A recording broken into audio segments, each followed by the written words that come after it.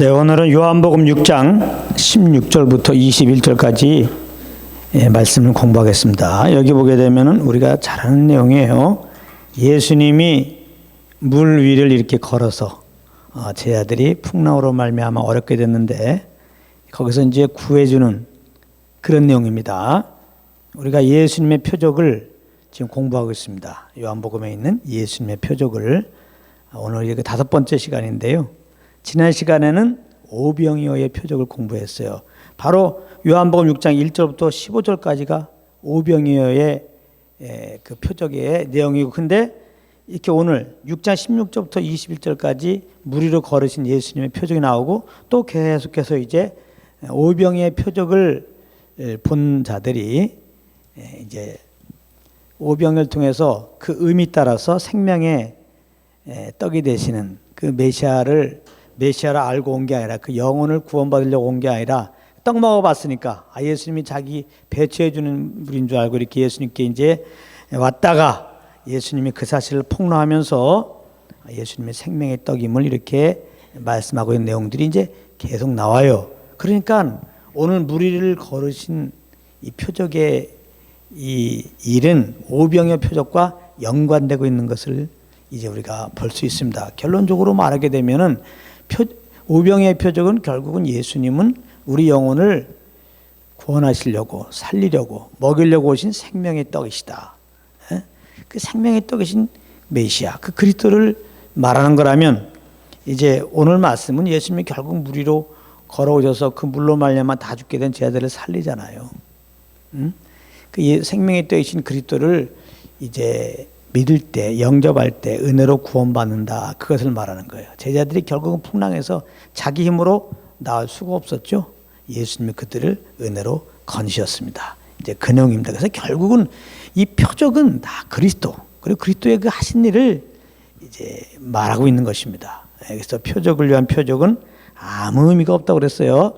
그래서 오늘 말씀을 이렇게 보면은 요한복음 6장 15절에 보면은 이제 예수님이 오병이의 일들을 이렇게 나타내니까 어떤 일이 벌어지냐면은 그 오병이어를 통해서 이제 예수님이 참 이게 보통 분이 아닌 것 같아요.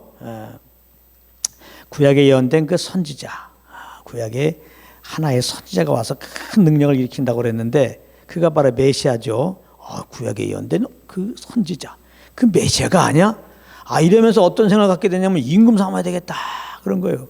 근데 그 사실이 이제 그들의 마음을 그렇게 갖고 있는데 예수님이 그 사실을 알아차립니다. 그래서 그 무리들이 예수님을 임금으로 삼으려는 것을 알고 이제 산으로 이렇게 이제 혼자 산으로 이렇게 떠나가십니다. 그런 내용들이 이제 15절에 나와요. 그리고 16절에는 이제 저물매 제자들이 바다 건너 내려가서 이렇게 나오거든요. 근데 여기는 조금 이렇게 이제 나왔는데, 이 물 위를 걸으신 내용은 요한복음에도 나오지만은 마태복음 14장 22절부터 33절에도 나오고 마가복음 6장 45절부터 56절에도 나와요. 그러니까 이 두 곳에 비해서는 이 요한복음에 나오는 물 위를 걸었던 내용이 이제 굉장히 상대적으로 지금 짧아요. 그래서 여기 지금 요한복음 6장 15절 16절 이 부분을 이제 마태복음으로 이렇게 보면, 마태복음 14장으로 보게 되면은 예수님이 이렇게 그들이 임금 삼으려고 하는 것을 보면서 급하게 사실은 제자들을 먼저 바다 건너편에 가라고 합니다. 그죠? 제자들을 먼저 바다 건너 가라고 하면서 예수님이 산에 가시는데 기도하러 산에 가신다, 이렇게 표현되고 있어요. 네. 그러면 이제 일단은 많은 사람들이 오병이어의 표적을 보고 마음을 열고 어쩌구나, 예수님께 마음을 열고 이렇게 뭐 임금 삼으려고 했던, 뭐 삼으려고 했던, 이렇게 나오면은 일단 마음을 열었으니까 그때서야 내가 뭐 메시아다 그러면서 그들에게 또 이렇게 천국 복음을 들려주면 좋을 것 같은데, 예수님은 그냥 그 마음으로 임금 삼아야지 하는 걸 알아채는 그 순간 제자들을 바다 건너편에 가게 하시고 당신은 산으로 기도하러 가셨단 말이에요. 왜 그랬을까? 결국은 원수 마귀가 이 시험하는 자인데, 미혹하는 자인데, 우리를 넘어뜨리려고 하는 자인데 이 무리들을 막 선동한 거죠. 그래서 예수님을 이렇게 임금 삼아서. 그래서 예수님이 막 임금 삼으면 계속 예수님 최고라고 이렇게 하면 예수님은 결국 우리를 죄에서 구원하러 오신 분인데, 십자가를 지러 오신 분인데, 고난을 받고 십자가를 지러 오신 분인데, 이렇게 그냥 로마 임금 돼가지고 로마에서 억압받는 그들을 이렇게 해방시켜갖고 그 이름을 칭송받으면은 예수님이 이렇게 이생의 자랑에 빠질 수가 있단 말이에요. 죄를 범할 수 있단 말이에요. 예수님이 육신의 몸을 입고 왔기 때문에 얼마인지 시험을 받고 시험에 들 수가 있다 이 말이에요. 근데 이제 예수님은 그걸 다 아시고 무리들이 막 예수님을 이렇게 연호하면서 임금 삼으려고 할 때 그 배후에 악한 영이 역사해가지고 결국은 예수님을 넘어뜨리려고 하는 그 유혹이 있음을 알고 예수님이 이렇게 이제 산으로 가면서 먼저 제자들 또 연약하잖아요. 그거 보면 제자들이 기고만장하잖아요. 우리 예수님 최고. 곧 임금 되겠구나. 나도 예수님 같이 해서 뭔가 한 자리 해야지. 으쓱으쓱하는 마음 생기잖아요. 야, 제자들 빨리, 연약한 제자들 빨리 바다 건너편에 보내고 당신도 이제 기도하러 갔다. 그러면 예수님은 어떻게 이렇게 마귀의 그런 괴계, 마귀의 그 유혹으로 말미암아 넘어뜨리려고 하는 것을 알고 거기 안 넘어졌을까? 어떻게 시험에 안 들었을까? 혼자 산으로 뭐 하러 가셨어요? 기도하러 가셨다. 예수님이 이 땅에 오셔서 늘 기도해요. 공생에 시작하기 전에도 기도. 그죠? 기도하고 성령 받고 그 다음에 성령이 끌려서 또 기도, 40일 기도. 예수님은 늘 아버지와 이런 교제 속에서 그 인도함을 따르실 거거든요. 늘 주님과 교통 속에 있을 때, 그래서 그 주님의 음성을 따를 때만 시험을 받을 수 있지만 시험에 들지 않거든요. 예수님이 그런 본이 되신 거죠. 그래서 누가복음 보게 되면은 누가복음 22장 39절에 보면 예수님이 습관을 쫓아 감난산에 가심에 이렇게 된다. 습관을 쫓아. 그래갖고 이 겟세마네에서 가들이 기도하잖아요. 그러니까 예수님이 이렇게 유혹받을 그런 직전까지 가서도 결국은 이제 시험에 들지 않은 것은 기도해서 그래요. 기도해서. 마귀가 예수님이 기도하고 40일 금식 기도하고 나오니까 마귀가 시험하잖아요. 그 시험을 이긴 게 뭐예요? 그 교제했잖아요. 주님과 교제. 교제 가운데 있기 때문에 마귀의 그 괴계를 알고 거기에 대처하는 그 하나님의 말씀을 딱 선포하면서 이제 마귀를 대적하고 또 아버지의 끝을 이루는 통로로서 그 일을 잘 감당하셨거든요. 그 예수님이 이제 우리 기도하는 방법을 알려줬을 때 마태복음 6장 13절에 그렇게 기도하라고 했잖아요. 우리를 시험에 들게 하지 마옵시고, 우리를 시험에 들지 말게, 시험에 들지 않도록 도와줘서 기도하라고 했잖아요. 또 마태복음 26장 41절에 시험에 들지 않게 깨어있어 기도하라. 시험에 들지 않도록 깨어있어 기도하라. 늘 아버지와 교제 가운데 있으란 말이에요. 그리고 어떻게 한다고요? 교제 가운데서 주의 뜻을 알고 주의 인도함을 알고 그 인도함을 따라가야 돼요. 그래야지 유일하게 우리가 이 세상에 있때 세상에 속하지 않고 시험에 들지 않고 아버지의 뜻을 이루는 통로로서의 삶을 살아갈 수 있다는 걸 잘 기억해야 됩니다. 근데 요한복음 6장 이제 17절 18절에 보면은 제자들이 배를 타고 가는데 이제 날씨가 이렇게 이제 날이 저물면서 갑자기 막 큰 바람이 일어갖고 파도가 일어났다 그랬어요. 근데 요 정도만 표현했어요. 예수님이 제자들이 예수님의 말씀 따라 지금 바다를 건너가고 있는데 갑자기 큰 바람이 불어났어요. 그래서 파도가 일어났단 말이에요. 큰 바람이 불어서 큰 파도가 일어났다. 요 정도만 썼어요. 근데 이제 마태복음 14장으로 가면 마태복음 14장 24절에 보면 큰 물결로 인하여 고난을 당하였다 그랬단 말이에요. 큰 물결로 인하여 고난을 받았다. 그러니까 이거 엄청난 물결입니다. 예수님의 제자들은 많은 사람들이 이제 어부였잖아요. 어부. 뼛속부터 어부예요. 그러니까 웬만한 풍랑엔 끄떡 없어. 근데 그런 어부들이 고난당했다는 것은 엄청난 큰 바람, 엄청난 큰 풍랑으로 말미암아 진짜 거의 죽을 지경에 이른 거예요. 자, 여기서 우리가 깨달을 게 뭐예요? 이상하잖아요. 예수님이 재촉해갖고 제자들을 지금 바다 건너편에 가라고 그래갖고 제자들이 제자들은 뭐 바다 건너편에 갈 마음이 없었어요. 근데 예수님이 막 빨리 바다 건너편으로 가라고 하셔갖고 그냥 순종함을 따라서 지금 배를 타가지고 바다 건너편에 가는데 그렇게 되면 우리 편에서는 하나님 말씀에 순종했으니까 이 땅에서 잘 먹고 잘 살 줄 알았지, 웰빙할 줄 알았지, 만사형통할 줄 알았는데 그게 아니라는 거예요. 그래 여기에 메시지가 있는 거야. 진리를 알아야지 자유케 돼. 정말 진리는 뭐냐? 예수 믿는 자들이 그 믿음으로 살 때, 예수 믿는 자들이 성령의 인도함을 따라 살 때 꼭 이 땅에서의 형통이 보장되는 건 아니다. 꼭 이 땅의 삶이 웰빙의 삶으로 되는 것이 아니다. 오히려 성경은 뭐라고 말씀하냐면은 예수 믿고 그리스도와 함께한 우리들이 이제는 장차 그리스도와 함께 그 영광에 참여하게 되는데, 이런 약속을 우리가 이제 받았는데, 이 약속 받은 우리들은 그리스도와 함께 이 땅에 그 영광을 얻기까지는 고난 받아야 한다는 거예요. 고난. 이거 잘 하셔야 돼요. 고난을 말씀하셨어요. 로마서 8장 17절에 우리가 그와 함께 영광을 받기 위하여 고난도 함께 받아야 될 것이니라.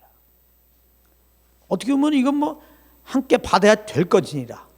예수 믿고 이제 구원받은 다음에 그 믿음으로 사는 길에는 사실은 순경이 있는 게 아니라 역경이 있다는 거예요. 세상으로부터 막 칭찬받는 게 아니라 핍박받는 것이 있다는 거예요. 미움받는 게 있다는 거예요. 이걸 잘 기억하시고, 내가 지금 죄인다움을 따랐는데, 주님이 주시는 그런 소원함을 따랐는데 왜 이렇게 일이 꼬이지? 이상히 여기지 말고, 그것은 여러분들이 그래요, 죄인다움을 잘 따라서 그렇습니다. 믿음으로 살아서 그래요. 정죄받지 마세요.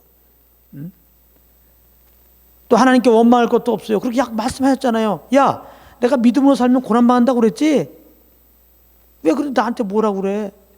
근데 이렇게 말하셔서 고난받는 너희들에게 약속한다고 그랬지? 고난 다음에 뭐라고 그랬지? 그리스도와 함께 영광도 받는다고 그랬지?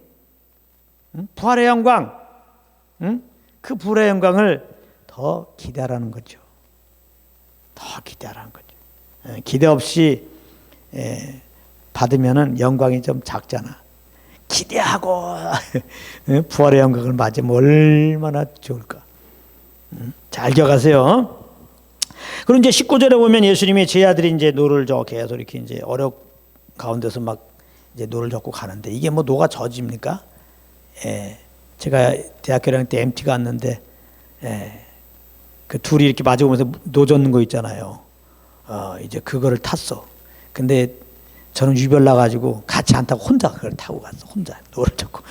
그냥 그 약간 강이죠. 조그만 강 중간쯤 가는데 이게 갑자기 이게 바람이 슬슬 부네요. 그러니까 물결이 이렇게 진짜 올라와. 그러니까 이제 부지런히 노를 젓는데 이게 노를 젓도 안 가는 거야. 이게 물결 때문에. 그게 그 자리야. 나 죽는 줄 알았어요. 왜 내가 혼자 타고 지금 아무리 불러도 날씨가 우중충하고 이러니까 다 들어갔어. 우리 그 친구들이. 나 죽는 줄 알았다니까 거기서. 진짜 완전히 막 진짜 이게 죽으려고 하니까 별심이 다 나요. 막 해서 이제 어떻게 겨우겨우 사실은 제가 나왔어요. 사실 큰 풍랑도 아니야. 그러니까 제 아들은 지금 어부인데도 불구하고 이게 고난이라고 여길 정도면 엄청난 이게 풍랑이거든요. 물결이거든요. 거기에서 지금 이렇게 노를 저었다. 그게 그 자리예요. 그 자리가 그 자리야, 진짜. 어떻게 보면 더 이게 뒤로 갈지도 몰라, 지금 말 그대로 진퇴양난입니다. 자. 그래서 그러니까 다시 말하면 제 아들은 거의 죽은 거나 마찬가지예요. 죽은 자와 방불한 상태예요. 근데 그때 어떤 일이 벌어지냐면은 예수께서 바다 위로 이렇게 가까이 오십니다. 그래서 결국은 예수님이 그들이 제자리 탄 배에 타게 되고, 예수님 배에 타자마자 풍랑이 잠잠해지고, 풍랑으로 말미암아 거의 죽게 된 제자들이 살았도다. 할렐루야. 그런 일이 이제 일어나는 겁니다. 그러니까 여기서 이제 예수님이 이렇게 물로 말미암아 고난당하는, 물로 말미암아 다 죽게 된 이들에게 그들을 정말 죽음으로 몰아가는 그 물을 밟고 오시는 예수. 그래서 결국은 그들을 이제 그 물결의 고난에서 건지시는, 그것은 무엇을 말하는 것이겠습니까? 우리 모든 인생들이 아담한 죄인 돼 가지고 죄로 말미암아 사망 아래 있는 거거든요. 저주 아래 있는 거거든요. 영원한 심판 아래 있는 거거든요. 여기서 우리 힘으로 빠져나올 수 있는 길이 없어요. 사실 사람들은 살았지만 사실 죽은 자예요. 꺾어진 인생이에요. 꺾어진 인생. 그런데 우리들을 구원하시려고, 이 죄에서 구원하려고 육신으로 오셔갖고 우리의 죄를 대신 짊어지고 십자가에 달리셨어요. 그리고 죄값을 다 처리하시고 이제 죽으시고 3일 만에 부활하였죠. 그래서 결국 예수님이 이렇게 오셔서 우리 죄를 짊어지고 죽으심으로 우리를 죄에서 구원하시는 그것을 상징하는 거예요. 이게 복음이라고요, 복음. 예. 제가 뭐 억지로 해석하는 게 아니고요. 시편 18편 16절 이런 말씀이 있어요. 시편 18편 16절. 저가 위에서 나를 취하시며 많은 물에서 나를 건져내셨도다. 또 어떻게 많은 물에서 건져냈다고 표현하냐 이 말이에요. 그러니까 이제 이 성경에서 바다, 물 이런 건 때로 세상을 상징해요. 죄악된 세상을. 또 그러므로 저주를 상징하고 심판을 상징합니다. 그러니까 제자들을 이 물에서 건져낸 거, 죄에서, 저주에서 건져낸 것을 말하는 거니까 예수님이 이제 우리의 죄와 저주를 담당하고 십자가에 피 흘려 죽으신 것을 말씀하는 겁니다. 자, 20절, 21절에 보면 이제 예수님이 제자들이 막 오는데 예수님 보고 두려워했다는 거예요. 그러니까 예수님이 나다, 두려워하지 말라. 그러니까 이 제자들이 예수님이 유령이 아니고 메시아인 걸 딱 아는 그 순간에 너무나 기뻐한 거예요. 다시 말하면 처음에는 예수님인 줄 몰랐어요. 유령인 줄 알았어요. 근데 내니 두려워하라 이 말을 듣는 순간에 예수님이 정말 메시아인 걸 알았어요. 그들의 로드인 것을 알았어요. 그 순간에 갑자기 그들이 막 기쁨이 가득하면서 로드 기뻐하면서 예수님을 영접했단 말이에요. 영접했다. 배로 영접하니. 예수님 어서 올라오세요. 어서 올라오세요. 예수님을 영접했다. 그랬더니 예수님을 영접했더니 이제 여기에는 자세히 안 나오지만은 마태복음에 보게 되면은 이제 파도가 잠잠해지면서 예수님이 탄 그 배가 이제 오늘 보면은 저의 가려던 땅에 가버나움으로 이제 이르는 것을 이렇게 말하고요. 제자들이 가려고 하는 그 목적지에 아주 순탄하게 간 것을 이렇게 지금 말씀하고 있습니다. 그래서 여기 보면은 결국 제자들이 이거 있죠. 죽었다 살았어. 큰 풍랑으로 말미암아, 큰 물결로 말미암아 죽었다가 살아났어. 제자들이 어떻게? 예수님 때문에. 할렐루야. 예수님 때문에. 그들이 이 큰 풍랑으로 말미암아 큰 물결이 나서 지금 배가 다 엎어지려고 그래서 거의 뭐 죽게 됐는데 이 죽게 된 상황에서 제자들이 그들의 힘으로 탈출된 것은 아니에요. 그들이 아무리 억울해도 아무리 노를 잘 젓는다 해도 아무 소용이 없었어요. 그러니까 큰 풍랑으로 인하여 큰 물결로 인하여 고난을 당하였더라 그렇게 표현하죠.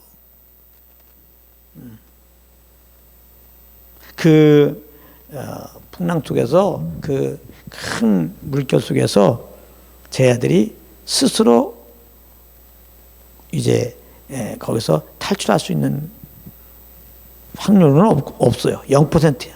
그리고 또 실질적으로 그들이 뭐 어떻게 해갖고 거기서 구출된 게 아니에요. 오히려 바다를 이제 밟고 물을 밟고 오신 그 예수님, 그 예수님을 영접했더니 기쁨으로 영접했더니 기쁨으로 맞이했더니 예수님이 그들이 탄 배에 왔더니 그 예수를 말미암아 그들은 풍랑에서 건져진 거예요. 자, 죄로 말미암아 저주와 심판과 사망 아래 있는 인생들이 어떻게 구원받습니까? 우리의 의로 구원받습니까? 우리 어떤 선한 행위로, 우리 어떤 종교적인 행위로? 아니라는 거예요. 오직 우리 죄를 짊어지고 십자가에 피 흘려 죽으시고 부활하신 예수 그리스도를 믿는 믿음으로 구원받는 거예요. 그 예수님을 내 마음에 정말 구주로 영접할 때 구원받는 거예요. 요한복음 1장 11절에 영접하는 자 그러잖아요. 우리 죄를 위하여 죽으시고 부활하신 그 예수님을 영접하는 자, 제자들이 내니 두려워하라 하는 순간에 정말 메시아인 것을 알고 기쁨으로 그 배에 영접한 것처럼 하나님의 은혜로 말미암아 예수님 나의 구주인 것을 딱 알았다면은 예수님이 구원자야, 예수님 하나님의 아들이야 아는 그 순간 우리가 마음으로 정말 기쁨으로 예수님 나의 구주이십니다 영접하면 예수님 나의 구주이십니다. 영접하는 자 곧 그를 믿는 자들에게는 하나님의 자녀가 되는 권세를 주셨으니 믿음으로 예수님의 영접함으로 우리가 죄사함 받고 영생 얻고 하나님의 자녀가 되는 것이지 우리의 어떤 노력으로 행위로 구원받는 게 절대 아니라는 거 이거 꼭 기억해야 됩니다. 네. 에베소 2장 8절 9절에 너희가 그 은혜로 인하여 믿음으로 말미암아 구원 얻었나니 이것이 너희의 것은 난 것이 아니라 하나님의 선물이라. 행위에서 난 것이 아니니 행위에서 난 것이 아니니 누구든지 자랑치 못하게 하려 합니다. 그러니까 믿음으로 우리를 구원하시고 믿음으로 이제 우리를 구원을 유지시켜 주시고 믿음으로 천국 가게 하십니다. 예수님의 공로를 힘입어서 우리가 죄사함과 영생 얻음과 영원한 하나님 나라에 들어간다는 사실을 꼭 기억하세요. 어떤 분들은 믿음으로 구원받은 다음에 이제 우리 어떤 선한 행위가 있어야지 구원이 유지되고 선한 행위가 있어야지 천국에 들어간다는 겁니다. 율법을 잘 지킨다든지 주일 성수 잘한다든지 11조를 잘해야 되는지 아무튼 교회 생활을 잘해야지 그런 선한 열매가 있어야지 믿는 자다운 어떤 열매들을 맺혀야지 의롭다함이 유지되고 천국 간다고 가르칩니다. 다른 복음입니다. 이거 정말 다른 복음이에요. 절대 그렇지 않습니다. 오직 예수 그리스도를 믿는 믿음으로 우리가 구원받고 구원이 유지되고 천국 갑니다. 예수 그리스도를 믿는 믿음으로 의롭다함을 얻고 그 믿음으로 의롭다함이 유지되고 그 믿음으로 천국 갑니다. 그러므로 하나님의 조명을 봐서 예수님 구주를 알고 믿었다면 우리는 영원한 구원을 받은 거예요. 영원한 하나님의 자녀가 된 거예요. 그걸 아시고 이제는 이 사실 생각할 때마다 얼마나 감사해. 죄에서 우리를 구원하시고 이 죄덩어리를 정말 사랑하시니까 그 아들을 내어주신 것이지. 늘 성령과 교통 가운데 들어가면 이 예수 그리스도 그의 십자가의 은혜를 알려주시고 십자가를 통해 나타난 하나님의 사랑을 우리는 알게 될 때마다 얼마나 감사해요. 주님 섬기는 것은 성령으로 말미암아 예수의 십자가 은혜와 하나님의 사랑을 알므로 말미암아 내 속에서 막 감출 수 없이 막을 수 없이 막 터져나오는 그 간격으로 감사로 인해서 무엇을 하는 게 그게 예배예요. 막 감사로 인해서 찬양하고 감사로서 뭐 예물 드리고 감사로서 뭐 주님에서 뭐라고 감사로서 뭐 예수를 보면 증거하고 감사로 막 찬양하고. 그래서 성경에 보면 감사로 예배된 자가 다 영화롭게 한다. 마음에 감사함으로 기도하고 마음에 감사함으로 찬양하고. 감사가 없으면 안 돼요. 그 습관적으로 감사합니다 그렇게 하라는 게 아니에요. 성령과 교통 속에서 정말 예수 그리스도의 은혜와 하나님의 사랑을 알아보세요. 감사밖에 없어요. 이게 예배인데 이거는 뭐 예수님이 구원받아서 우리가 똑바로 안 살면 지옥 간단 말이죠. 우리 어떤 선한 행위가 있어야 한다. 그렇게 되면 감사가 없어요. 예수 그리스도 필요 없어요. 하나님의 사랑을 알 시간도 없어요. 지금 사랑이 하나님이 아니야. 공의로운 하나님이야. 이제 우리가 예수 믿고 구원받은 다음에 뭔가 똑바로 사는 걸 지금 하나님이 보고 있기 때문에 여기에 지금 부합되지 않으면 얼마든지 구원 취소가 될 수 있어. 뭐 이렇게 나가게 되면 그 정죄밖에 더 있어요. 그 다시 율법 아래 들어가서 그 종의 멍을 맨 거가 되는 거 아니겠어요? 성령으로 시작하다가 육체로 마치는 것이 아니야 이 말이에요. 그러니까 오직 예수 믿고 구원받고 믿음으로 구원이 유지되고 믿음으로 천국 간다는 거 이게 복음인데 믿음으로 구원받아도 우리가 뭐 잘못하면 뭐 구원 취소될 수 있다.